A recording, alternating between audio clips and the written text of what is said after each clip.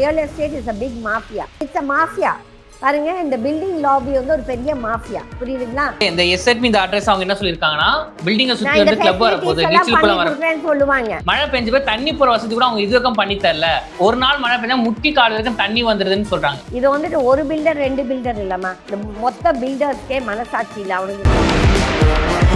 இப்ப இருக்கிற கன்ஸ்ட்ரக்ஷன் கம்பெனிஸ்ல எவ்வளவு இன்ஜினியர்ஸ் வந்து உருப்படியா படிச்சு வந்தவங்க, கன்ஸ்ட்ரக்ஷன் கம்பெனியோட ஓனரே ஃபர்ஸ்ட் அவனுக்கு ஏபிசிடி கன்ஸ்ட்ரக்ஷன் பத்தி தெரியும்னா கிடையாது. இந்த பில்டர்ஸ் எல்லாருமே இந்த ஏரி இந்த ஏரியெல்லாம் எதுக்கு இது போடுறாங்க, லே அவுட் போடுறது யாரு? அது ஒரு அரசியல்வாதி ஃப்ராடா தான் இருப்பான். அவன் அந்த லேண்டை கொள்ளடிச்சிருப்பான். எவ்வளவு மக்கள், பாமர மக்கள் போய் வந்து கம்ப்ளைண்ட்டை கொடுக்க முடியும்? அவங்களுக்கு எவ்வளவு டைம் இருக்குது? அவன் வேலைக்கு போவானா? எவனுமே நீதி நியாயம் பார்த்து எந்த ஒரு இதுவும் நடக்கிறது இல்லை. எவனுக்கு காசு இருக்குதோ, எவனுக்கு செல்வாக்கு இருக்குதோ அவனோட ராஜ்யம் இன்னைக்கு நடக்குது. ஓகே, இப்ப இங்க கேட்டிருக்காங்களே, இந்த பிரச்சனை மக்கள் கேட்டிருக்காங்க, ஆனா இன்னும் பதில் வரலையே, மிரட்டுறாங்களே. பதில் வராது. மக்கள் மேலேயும் தவறு இருக்குதுமா, நம்ம எல்லாரும் செம்மறி ஆடுங்க மாதிரி. இந்த 2026 எலெக்ஷனுக்கு இந்த மாதிரி ஊழல்வாதிகள் எலெக்ஷன் நின்னா அந்த ஏரியால அந்த தொகுதியில அவங்கள ஓட விடணும், அடிக்கணும்.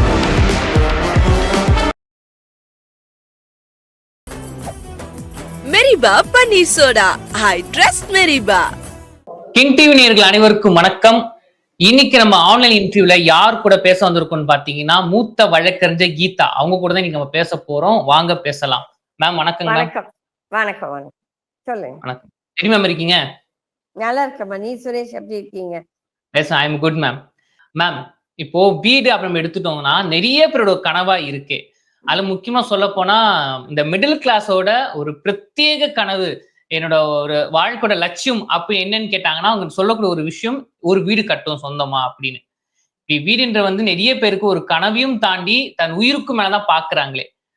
அதுவும் இப்ப இந்த மழை காலத்துல வந்து மழை வந்துட்டாலே வந்து சில பேருக்கு சந்தோஷமா இருக்கும், ஆஹா மழை வரப்போகுது, ஸ்கூல் காலேஜ் லீவ் விடுவாங்க, சில பேருக்கு ஜாலியா இருக்கும், சில பேருக்கு வேதனையை கொடுக்கும். அப்படிதான் மழை வந்தாலே எப்ப வீட்டுக்குள்ள தண்ணி வரும் அப்படின்னு பயந்து பயந்து வாழ்கின்ற மக்களும் இருக்காங்க. அப்படி இருக்க இப்போ சென்னையை அடுத்து செங்கல்பட்டுக்கு அருகே இருக்கிற மேடவாக்கம் டு மாம்பாக்கம் அந்த ரோட்ல இருக்கிற பில்டிங் தான் எஸ்என்பி த அட்ரஸ்.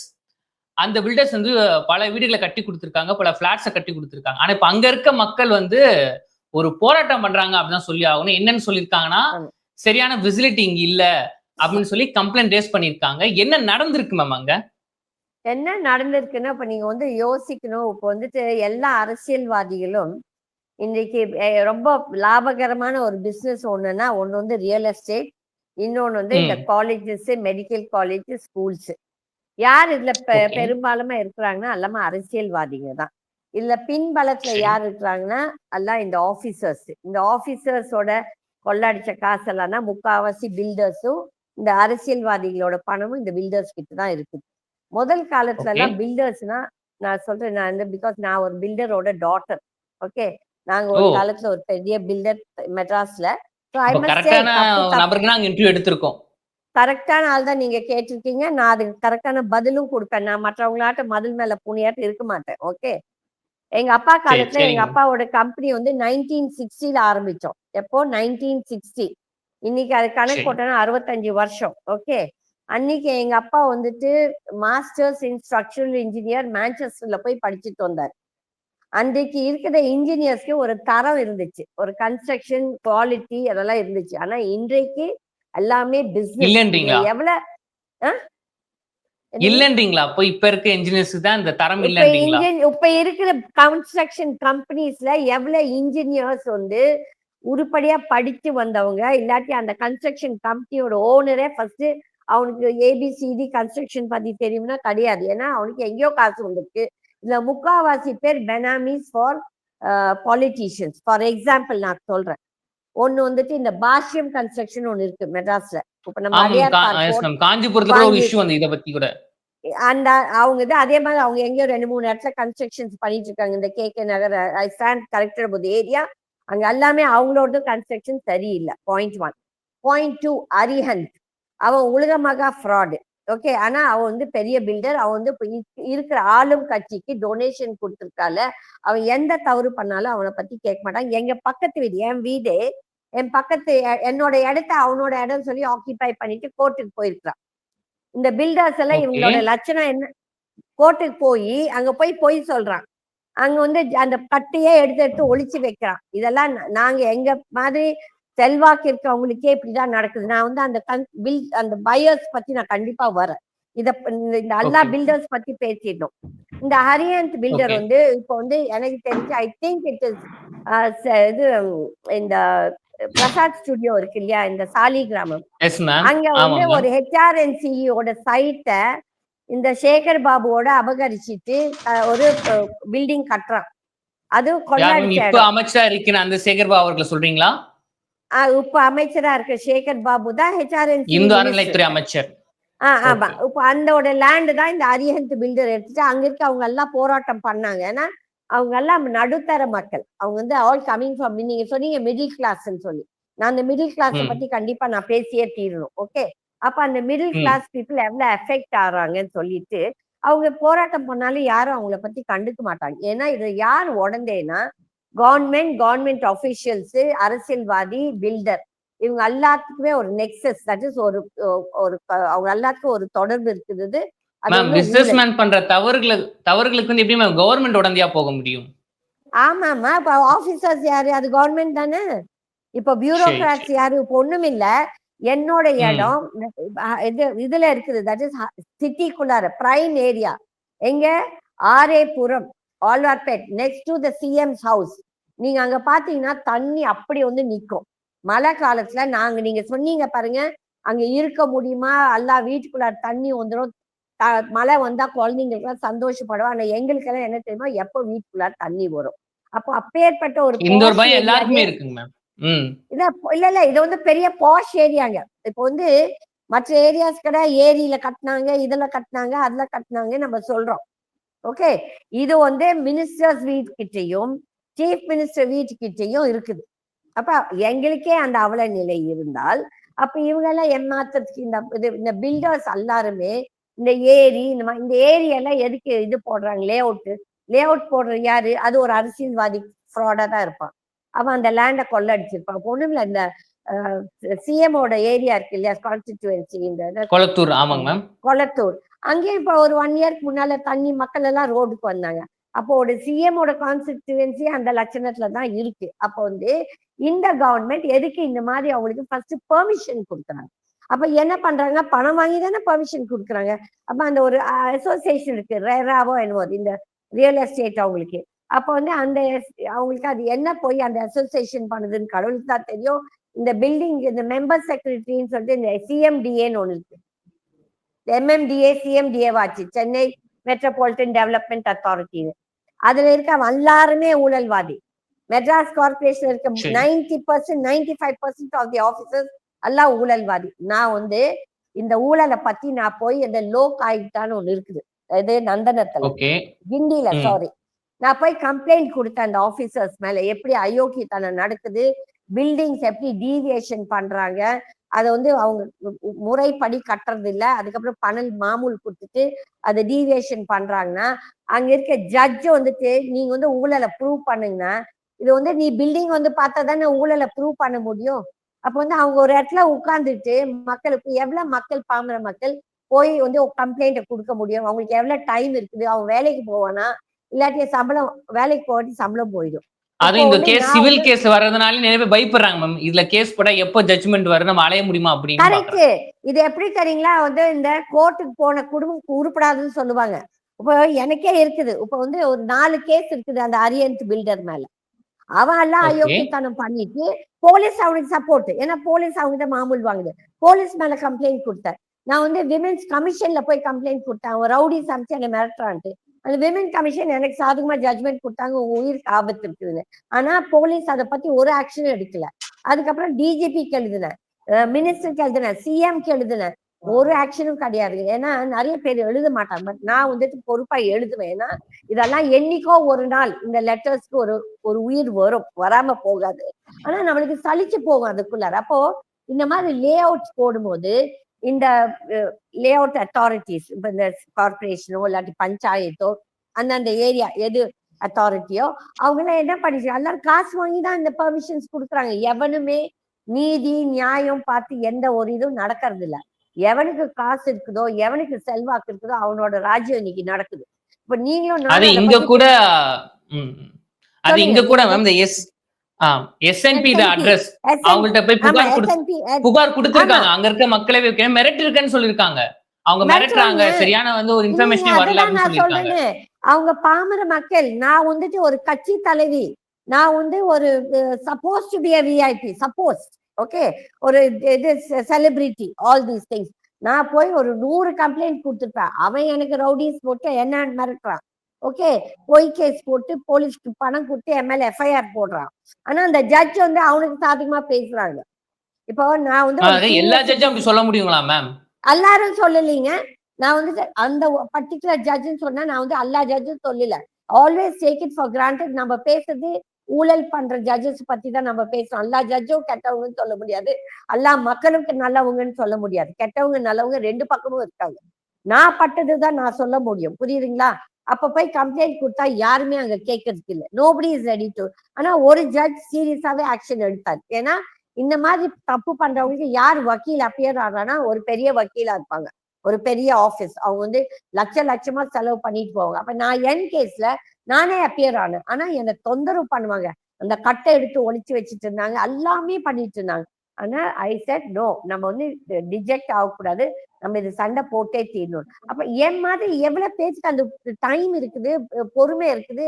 அதுக்கப்புறம் லோ காய்ட்டால போய் இந்த ஊழலை பத்தி கம்ப்ளைண்ட் கொடுத்தா அந்த ஜட்ஜு அவனுக்கு தான் சாதகமா பேசுறா தவிர்த்து நம்மளுக்கு சாதகமா பேசுறது இல்ல. அவர் சொல்றா, நீ யூ ப்ரூவ் த ஊழல்னா நீ வந்து அந்த பில்டிங் வந்து ஃபர்ஸ்ட் பாரு, பில்டிங்ல எல்லாம் ஏன் மேம் இங்க சட்டத்தை விட பில்டர்ஸ் ஸ்ட்ராங்கா இருக்காங்களா? அப்ப நீங்க சொல்றப்ப எனக்கு அப்படிதான் தோணுதுங்களே. இங்க சட்டத்தை விட பில்டர்ஸ் ஸ்ட்ராங்கா இருக்காங்க, அப்படி பாக்கலாங்களா? கண்டிப்பா. அந்த லாபி இட்ஸ் a மாஃபியா. பாருங்க, இந்த பில்டிங் லாபி வந்து ஒரு பெரிய மாஃபியா, புரியுதுங்களா? அதுல வந்து எல்லாரும் அயோக்கியம், எல்லாரும் நல்லது சொல்ல முடியாது. பட் டெஃபினட்டா 10% நல்லவங்க இருப்பாங்க. 90% அயோக்கியனுங்க தான். ஓகே, அதிகமா இவங்க தான் இருக்காங்க, அப்படி பாத்துக்கலாம். ஆமா. அப்ப அவன் போய் பணம் கொடுக்குறானுங்க. அவன் எல்லா லாபில போய் என்ன ஒருத்தர் கேட்கிறார் டிஎம்கேல, இத மேடம் நீங்க என்ன பார்ட்டிக்கு டொனேஷன் கொடுத்தீங்க, அரியான்ட்டு 25 லட்சம் கொடுத்துருக்கான், ஐயா உங்களுக்கு எப்படி சாதகம் வந்து பேசுவோம், இப்படியே ஓப்பனாவே கேட்டாங்க என்ன. அப்ப வந்து நான் போய் இந்த கம்ப்ளைண்ட்ஸ் கொடுக்கும்போது எந்த ஒரு இது, ஆனா ஒரே ஒரு ஜட்ஜ், ஹைகோர்ட் ஜட்ஜ் வந்து பிடிச்சாரு இவங்க எல்லாத்தையும். ஜட்ஜ்மெண்ட் எனக்கு சாதகமா தான் கொடுத்தாரு. ஆனா இவன் என்ன பண்றான், அப்பீலுக்கு போறான். அப்பீலுக்கு போய் கட்டை தூக்கி ஒளிச்சு வைக்கிறான். அப்போ வந்து நம்ம அங்க செக்ஷன்ல போய் நம்ம ஒண்ணும் பண்ண முடியாது. இவ்வளவு அயோக்கியத்தனம் நடக்குது. இது நான் சிஜேக்கு எழுதினேன், 3 சிஜேக்கு எழுதினேன். ஆனா ஒரு சிஜேவும் அதுக்கு பதில் வரல. அப்போ எவ்வளவு பேத்துக்கு பொறுமை இருக்கிறதுன்னு தான் நான் என்னோட கேள்வி. அப்போ இந்த மிடில் கிளாஸ் எல்லாம் இதே பொழப்பா வச்சுட்டு அவங்களால பண்ண முடியாது. பாவம், நீங்க சொல்ற மாதிரி அவங்களோட லட்சியம் என்னன்னா, வாழ்க்கை லட்சியம் வந்து ஒண்ணு அவங்களுக்கு குழந்தைங்கன்னா அந்த குழந்தைங்களை நல்லா படிக்க வைக்கணும். அதுக்கப்புறம் வாழ்நாள்ல நம்ம ஒரு வீடு சேர்த்து வச்சு பணம் சேர்த்து வச்ச பணத்தை வச்சு ஒரு வீடுல இன்வெஸ்ட் பண்ணுவாங்க. அப்போ வந்துட்டு இந்த மாதிரி அயோக்கியத்தனம் பண்ணும்போது அவங்களுக்கு அப்படியே நொந்து போறாங்க. இந்த ப்ராப்ளம் வந்து நான் ஒரு 2-3 இயர்ஸ் முன்னால இந்த டாக்டர் ராதாகிருஷ்ணன் கமிஷனரா இருந்தார் கார்பரேஷன். அப்போ வந்து இந்த காசா கிராண்ட்ல இதே மாதிரிதான் ப்ராப்ளம். அந்த பயோஸ் எல்லாரும் வந்து அங்க கலாட்டா பண்ணிட்டு இருந்தாங்க. இது கார்பரேஷன்ல அப்பாசாமி அவன் ஒரு ஃப்ராடு. அவனோட கன்ஸ்ட்ரக்ஷன் இப்படிதான். இந்த பாஷ்யம், இந்த டாப் பில்டர்ஸ் எல்லாருமே தேர் ஆல் பெனாமிஸ் ஃபார் ஏதோ ஒரு பார்ட்டி. அப்ப நீங்க பாத்தீங்கன்னா மோஸ்ட் ஆஃப் தீஸ் பில்டர்ஸ் என்னன்னா அவங்களுக்கு வந்து அரசியல் சார்ந்தவங்களா தான் இருக்காங்க. அரசியல் இது இருக்கு, சார்ந்தவர்கள் பிளஸ் பக்கபலம். அண்ட் தீஸ் ஆபீசர்ஸ் எல்லாம் ஒரு ஆபீசர் இருக்கிற IAS ஆபீசர் நம்ம லெட்டர் எழுதுறதுக்கு ஒரு பதிலும் கொடுக்க மாட்டாங்க, உட்கார வச்சுக்கிட்டா பேச மாட்டாங்க. நம்மள வந்து நம்ம ஏதோ கிரிமினல் மாதிரி நம்மள ட்ரீட் பண்ணுவாங்க. அப்போ இந்த மாற்றங்கள் எப்படி வரும்னா நம்ம மக்கள் மேல தப்பு இருக்குது. நம்ம இந்த மாதிரி அயோக்கியர்களை நம்ம தேர்ந்தெடுக்கிறதால தான் இவங்களுக்கு இவ்வளவு திமிரு வருது. யாரை நம்ம தேர்ந்தெடுக்கிறோம்? ரவுடி புள்ள மாதிரி. இன்னொரு கேள்விங்க மேம், சொல்லுங்க. இப்ப வந்து நிறைய மக்கள் சொல்ற விஷயம் என்னங்கன்னா, பில்டர்ஸ் வந்து சில வாக்குறுதிகளை கொடுக்குறாங்க. எப்படின்னா, இப்ப இந்த பில்டிங்கை சுத்தி கிளப் ஹவுஸ், இப்ப இந்த இடத்துல இந்த எஸ்எட்மி இந்த அட்ரஸ் அவங்க என்ன சொல்லியிருக்காங்கன்னா, இந்த பில்டிங்கை சுத்தி வந்து கிளப் வரப்போகுது, நீச்சல் குளம் பண்ண சொன்னாங்கன்னா இதுக்கும் பண்ணல. வாட்டர் ஃபெசிலிட்டி கூட இல்ல. அதாவது மழை நீர் பொழிந்த பிறகு மழை பெஞ்ச பிறகு தண்ணி போற வசதி கூட அவங்க இதுவரைக்கும் பண்ணி தரல. ஒரு நாள் மழை பெஞ்சா முட்டி கால் வரைக்கும் தண்ணி வந்துருதுன்னு சொல்றாங்க. நிறைய பில்டர்ஸ் இப்ப சொல்றாங்க. ஆனா சொல்றது வந்து அங்க இருக்க மாட்டேங்குது மக்கள் குற்றச்சாட்டுகள் இருக்கிறாங்க மேம். இல்ல நிறைய பையர்ஸ், நீங்க என்ன சொல்றோம், நிறைய பையர்ஸ் இந்த குற்றச்சாட்டுகளை சொல்றாங்கன்னு சொல்லிட்டு. ஓகே, இது வந்துட்டு ஒரு பில்டர் 2 பில்டர் இல்லம்மா, இந்த மொத்த பில்டர்ஸ்க்கே மனசாட்சி இல்ல. அவனுங்களுக்கெல்லாம் பேராசை பிடிச்சி பணம் பணம் பணம் பணம் சம்பாதிக்க. எவனுக்கும் குவாலிட்டி கன்ஸ்ட்ரக்ஷன் இப்ப ஆனா கிடையாது. பிரச்சனை வந்து அதே பணத்தை யூஸ் பண்ணாம அதுல வெளிய வராங்க. அப்ப அதுக்கு பதிலா அந்த பிரச்சனை வராம இருக்க அவங்க சொன்னபடி கட்டி கொடுத்தா பிரச்சனை இல்லீங்களே. அதுதான் மாஃபியா. இவங்க ஒரு மாஃபியா. இந்த real estate is a big mafia. அகல இப்ப வந்து பில்டர்ஸ் இப்போன்ட்டு இல்லம்மா, எனக்கு தெரிஞ்ச ஒரு 30-40 இயர்ஸாவே இந்த வந்து இந்த திராவிடியன் இந்த மினிஸ்ட் இந்த இது வந்தப்ப எனக்கே தெரியும். எங்க அப்பா வந்துட்டு மோஸ்ட் ஆஃப் த கன்ஸ்ட்ரக்ஷன் இந்த கவர்மெண்ட் பில்டிங்ஸ் வரும்போது ஐ ரிமெம்பர் இட் வாஸ் 1969. அப்ப கலைஞர் தான் சீஃப் மினிஸ்டரா இருந்தார்.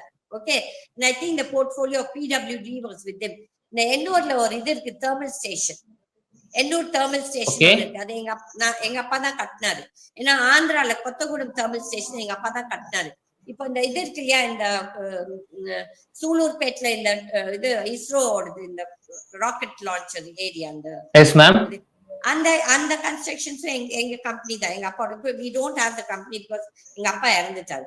அப்ப வந்து அந்த காலத்துல இருந்த குவாலிட்டியும் இப்ப இருக்க quality definitely there is a lot of difference. இது வந்து இப்ப என்ன எல்லாருமே பணம் பண்றதுலதான் இருக்குன்னு சொல்லிட்டு குவாலிட்டி ஒரு ப்ராடக்ட் இல்ல. இது யார் மேல? அதான் இந்த மாதிரி ஸ்கேம்ல போய் மக்கள் எப்படி மாட்டிக்கிறாங்க மேம்?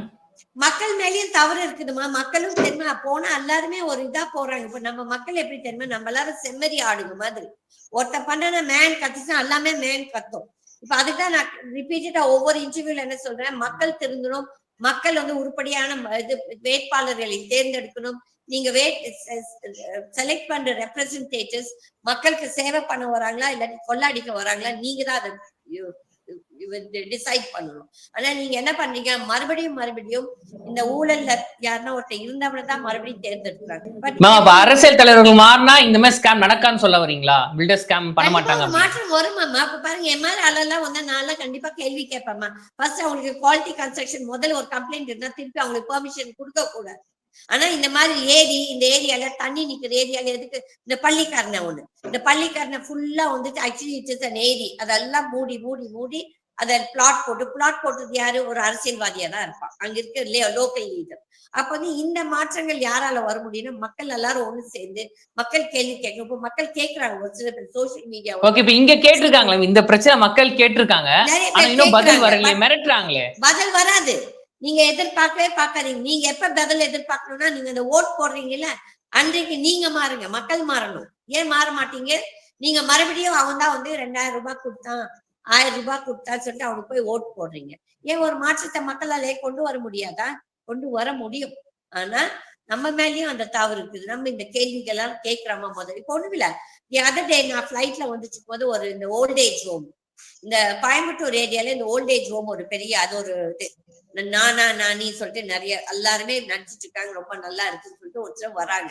அப்ப அந்த ஓல்டு பீப்புள் பாவம், அவங்க சேவ் பண்ண இதெல்லாம் இல்ல, அந்த ஒரு இதுல இன்வெஸ்ட்மெண்ட் பண்றாங்க ஓல்டேஜ் ஹோம். அங்கேயே இப்படிதான் வாக்குறுதி கொடுத்து எதையுமே செய்யல. அப்ப அந்த 2 வயசானவங்க பாவம் ஹைகோர்ட்டுக்கு வந்து கேஸ் போட்டிருக்காங்க. எவ்வளவு பேர் அந்த வயசானவங்க போய் கோர்ட் எழுதிட்டு இருக்க முடியும்? அப்ப வந்து எங்க இந்த இந்த கவர்மெண்ட்ல எங்க போய் கம்ப்ளைண்ட் சொல்ல முடியும்? யாரை பார்த்து கம்ப்ளைண்ட் சொல்ல முடியும்? நீங்களும் நானும் போய் யாரை போய் பார்க்க முடியுமா? எந்த போரத்துல போய் கம்ப்ளைண்ட் கொடுக்க முடியும்? இப்போ பேங்க் ஃப்ராட்ஸ் நடக்குது. இப்ப இந்த பேங்க் ஃப்ராட்ஸ் நடக்கும், எந்த கோர்ட்டுக்கு போனோம்னா வருஷம் நடக்கும், 20 வருஷம் 30 வருஷம், நம்ம செத்தே போயிடுவோம். அதனால இந்த சட்டங்கள் இந்த இதெல்லாம் மக்களுக்கு யூஸ்ஃபுல்லா இருக்குதா? கிடையாது. மக்களுக்கு சாதகமா இருக்குதா? கிடையாது. இது வந்துட்டு தப்பு பண்றவன், பணம் பலம் இருக்கிறவன், இந்த பொலிட்டிக்கல் பலம் இருக்கிறவன், இந்த ஆபீசர்ஸ் முக்காவாசி பேரு ஊழல்வாதிகள். சரி, ஓகே, இப்ப நீங்க சொல்ற மாதிரியே வச்சுக்கலாங்க மேம். இப்போ நீங்க சொல்றபடியே இப்போ நான் வந்து பில்டிங் ஸ்கேம்ல வந்து மாட்டிருக்கேன். ஒரு பில்டிங் வாங்கும் போதோ இல்ல ஒரு பிளாட் வாங்கும் போதோ எனக்கு ஸ்கேம் பண்ணிருக்கேன்னு நடந்ததுன்னு தெரிஞ்சிருக்கு அப்படின்னா நான் என்ன பண்ணணும் மேம் இந்த இடத்துல? இது மக்களோட பெரிய கேள்வியா இருக்கு. ஆமா, நீங்க கோர்ட்டுக்கு போவீங்க. எந்த ஜென்மத்துல உங்க கோர்ட் கேஸ் நடக்க போகுதுமா? அப்ப பாதிக்கப்பட்டவங்க அவ்வளவுதாங்களா?